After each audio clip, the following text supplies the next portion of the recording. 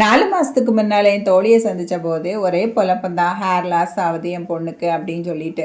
போன வாரம் பார்த்தபோது முடி நீளமாகவும் அடர்த்தியாகவும் இருந்துச்சு.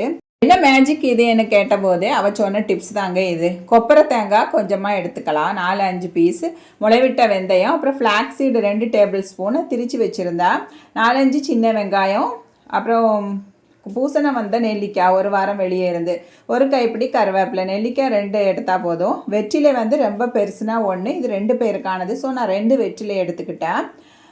எல்லாத்தையும் மிக்சி ஜாரில் சேர்த்துடலாம். முளைக்கட்டின பயிர், அப்புறம் கொப்பரை தேங்காய், இல்லைன்னா நார்மல் தேங்காய் கூட நம்ம எடுத்துக்கலாம்.